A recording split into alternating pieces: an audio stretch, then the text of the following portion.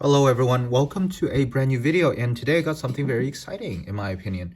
So my girlfriend has been asking me, hey, like, why haven't you done any like Formula One cars in a while? Well, I don't know really, because I honestly I just film whatever I think is interesting and whatever I want to film, and it doesn't really have any rhyme or reason.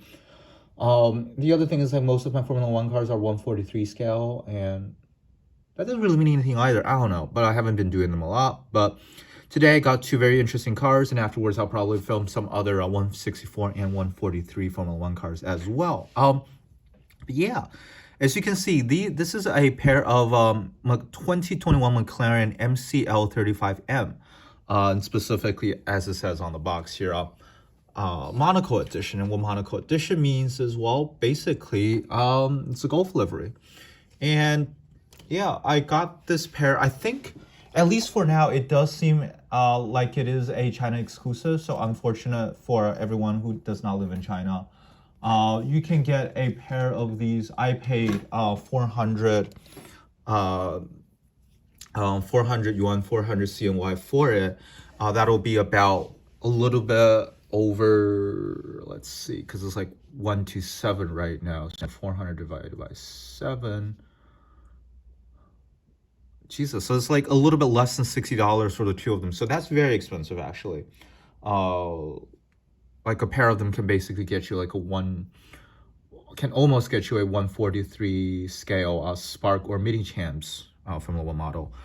But let's see how they compare to let's see how they are individually and how they compare to other Formula One and similar open wheel cars. And let's take a look at the box first. So these boxes come in a sleeve. This doesn't really matter, just shows you like some of the manufacturing data. So this came directly from McLaren, so it doesn't have like Spark, whatever. It does say this is the manufacturer here. It says Chaoyin. I have no idea what this would be in English. But the Chinese character Chao means like super, in means like sound. So like supersonic, maybe. But it is manufactured in Bangladesh. So, and the distributor is based in Macau. And if you can read Chinese, maybe you can glean something else from it. I couldn't. I mean, I read Chinese. I just don't really know anything about these companies or these places. So these sleeve, obviously, they cover the box. This is how they come. And oh, by the way, right here, it says this is number 3. So this is both the number 3 car and the number 4 car, and you can tell from the sleeve, and only from the sleeve, because there is no such marking on the actual boxes themselves. But let's take a quick look at the box. It says bolt is back.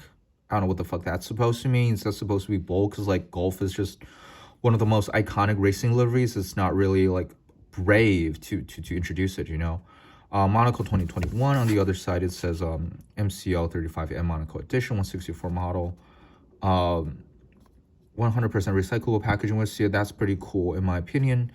Some like attention stuff, right? You're not supposed to like, right, not suitable for under 3 years old, blah blah blah. Not to 3 sad onion if you are a watcher of Ashton's fantastic channel. Yeah. Actually, I didn't realize this is the box that actually got a little bit damaged in the during transport. So let's not use this one. Let's use the slightly nicer one. They are exactly the same. So let's open up the box. Oh, sorry, like so. And this is how they're stored. You might look at it and say, well, first of all, you can see this is what they're talking about recycling packaging. And that's, I think, really awesome. So instead of using like plastic, it uses like kind of like shitty looking, almost egg carton cardboard. So I think that's awesome. It's more environmentally friendly than plastic and stuff. If you're going to throw it away, which I won't. But you might think, because like this is right side up, right? You might think the inside is upside down, but it's not. And how it does it, it's like so. And what you do is, what do you do again? Right, you can hear, this is a slot where you put the rear wing. Where do you put the rear wing? Oh, god damn it. How does this work again? Is this the front wing? No. Like this, right? I think it's like this. But yeah, you put the car inside like so. God. Oh, how does this work? Great. Maybe, oh yeah, it's the other way around. I see. Yeah, that makes more sense. and you put it down. So you have the car still facing up. And I think it's a cool way to store stuff. It still like protects the car very well. And it doesn't use any plastic at all, other than like the tiny little bit of tape right here, presumably to like protect the car a little bit better. I think the packaging is great, but we'll get to the rest of the car in a second. So let's just take, let's see, which one will we take? I'm just gonna take number 3, because number 3, well, no, number 4 actually, right? Because that's Lando Norris, who did really well in the Monaco Grand Prix. We're not gonna talk about how Danny Ricciardo did not great. I don't even remember where exactly he finished, but he got lapped by his teammate. On one hand, it's Monaco, it's very difficult to overtake, so being lapped is not that big of a deal, but still, it's being lapped by your teammate, which can't be good. But Lando Norris finished on the podium, P3, after he probably shouldn't have gotten it, but considering obviously he got it on merit, right? But on the other hand, it's kind of also due to Valtteri Bottas and his like miserable pit stop that never ended, as well as Charles Leclerc being on pole and not being able to start the race. But still, a podium is a podium, and considering generally how like one-off liveries are usually bad for teams, that's pretty great. Oopsie, let me adjust the lighting a little bit. Not lighting, actually, the exposure on the camera. I'm just gonna try to make it like look good without looking like super bad. Oh, that's the other thing, right? Let me turn up. This is what it looks like on track, because like everyone was talking about how great the Golf livery looks, but like on track under the sunlight, it just looks like completely bleached, almost like this. But this will be like a better normal like studio lighting. Like so. I think this is probably a good balance. All right, so let's take a look at the side first. Let's get it to focus first, actually. There we go. So yeah, the side pods, you can see there's no Voos livery or Better Tomorrow, any out of that shenanigans, because you know it is vaping. It doesn't matter if you're being sponsored by like an oil company, because they're so ethical, but tobacco, nah, that's nah. Pirelli tires, you can see Coca-Cola, speaking of the devil, other like horrible companies. Richard Mille, which does watches, right? Not really my thing. And you can see the paint is not perfect. You can see like a black dot right here. Generally speaking, I think the casting is well done, especially the metal part. The delivery is well done and detailed enough, but like there's quality control, especially in terms of the paint itself, isn't very good. You can see the the Hilton Pirelli Zero tires. Yeah, so overall very well done. You can see the halo, it's a separate piece. The Golf livery right here, the T-cam in its correct yellow color. But it's interesting. I wasn't paying too much attention to McLaren or Norris or Ricciardo. So like receiving this model, I think is really interesting to see. Oh, actually Norris has the T-cam painted yellow. Presumably because I guess Carlos Sainz, when he was in McLaren, had the black one. So and Ricciardo was kind of like taking his place. Not that like Lando was the second driver or anything like that. And the front looks very well, looks very cool as well. So these are the side mirrors, which don't look, the wing mirrors, which don't look great, but they don't look terrible either. You can see the nose coming all the way here. The camera pods here are you can see it doesn't really have like it's supposed to have like one little stem connecting the two, not like two bulks. But on the other hand, 164, you can't really ask for too much. The nose, I think, looks very good, and that's the McLaren logo. Originally, I thought it might be like a paint contamination, then I realized, duh, I was stupid. The front wings look really good as well. The biggest complaint on the car overall, in my opinion, and other people have been voicing it, is the front suspension detail, which is just one big clump. That's a bit clumsy, a little bit lazy. Especially considering its price, right? If this is like mini GT level, mini GT price, it was okay. But this is like twice as expensive as a mini GT. So that's a little bit unacceptable. The rear suspension are similar as well. But rear suspension, right, you can give it a little bit more leeway. And besides, it's concealed most of the time anyway. The floorboards, as you can see, the two triangle bits cut off from the floor per the 2021 regulations. The rear wing looks fine. The DRS mechanism is there more or less. And the rear looks nice as well, husky chocolate, which apparently is a real thing that exists, but I don't think a lot of people have actually seen them or tasted them. And you can see the lights on the rear as well. Is that right? The diffuser, not a ton of diffuser, and the bottom of the car isn't very detailed either. Just says 164 McLaren.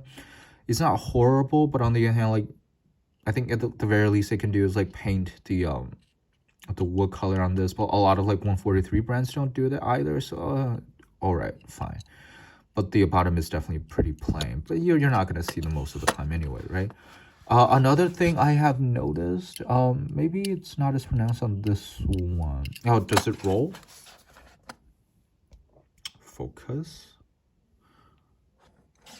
Yes, it does. And I don't remember which car, but one of the two cars doesn't roll very well because the front wing is actually like, is this one? I think both suffer a little bit from the front wing rubbing against the hard surface, but it doesn't look too bad. So we looked at number 4, and let's take a look at number 3. Obviously, not really a lot of change, right? It's just a different number, but let's take a look at it nevertheless. So it's the same thing. I think there might be a little bit less paint contamination on this model, but one thing you might notice is like the tires. I've tried to clean it up a little bit, but like the tires are actually like shedding rubber. Realistic, I guess. Bottom of my tires are gone, but still for model it's not very welcome. But like, yeah, the only difference, as you would expect on the number 4 car and number 3 car, is just the numbers. I think it's very awesome to see these cars done. The last cars in the previous generation of regulations that started from 2017 all the way to 2021. There's small changes along the way, but more or less stayed the same. The Mercedes dominated era, right? So I think I'm only buying this because like it's Formula 1 and 164. I don't care that it's McLaren. McLaren is not really the team I support. I don't hate them either. I just don't really care about them. On the other hand, I also don't care about it that it's Golf. It's cool.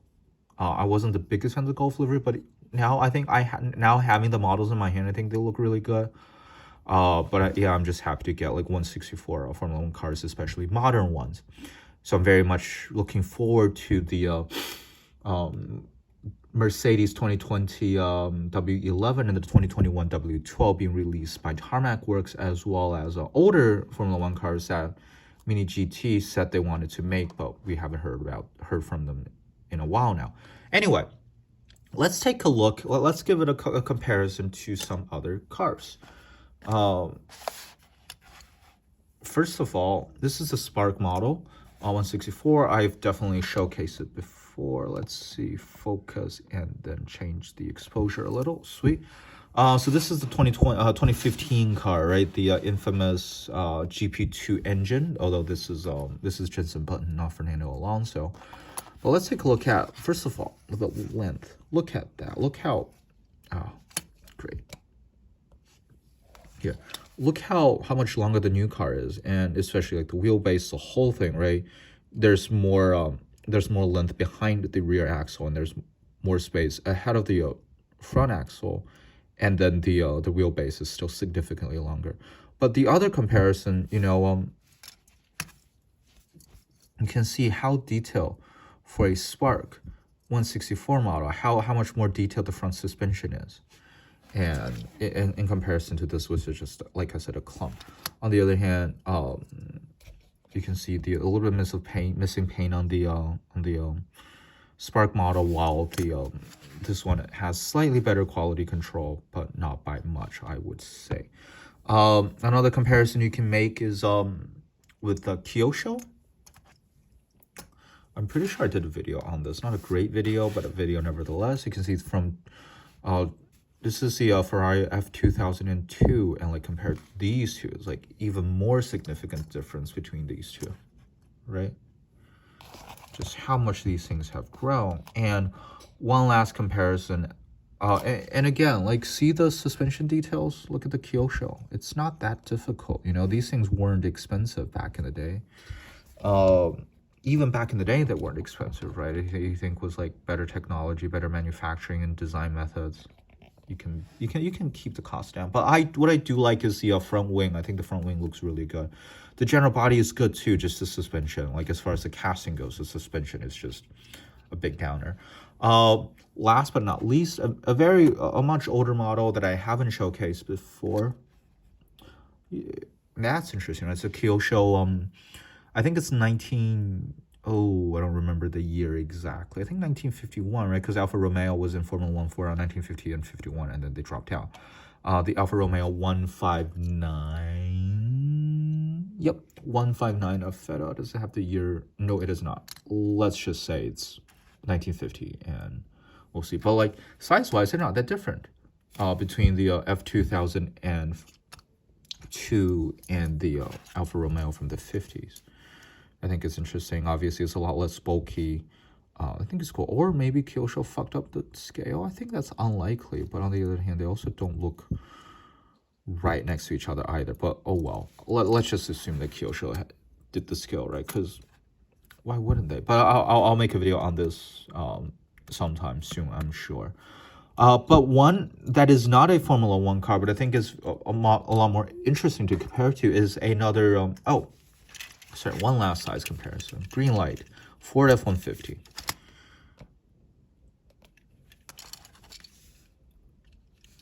Great, still won't fit. Need I say more? Need I say more?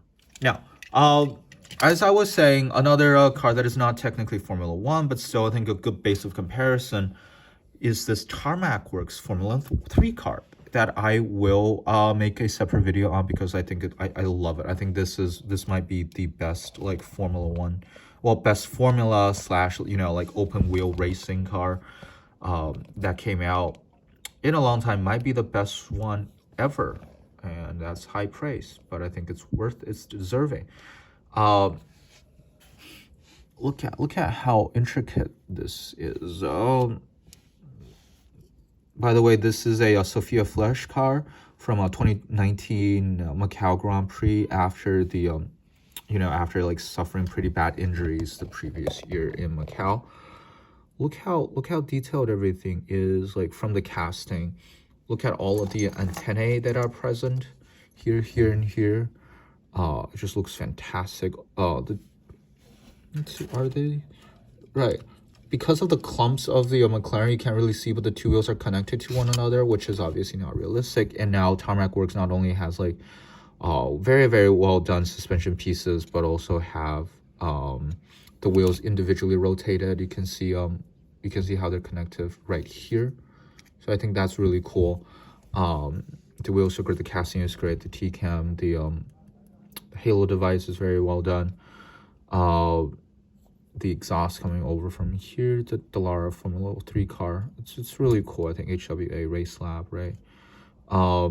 Rear wing. I think this, yeah, like I said, I think this might be the best 164 Formula car in existence. And as a result, I'm very, very looking forward to the new Tarmac Works Mercedes Formula 1 cars for 2021 and 2020. So, but that's not the main point, right?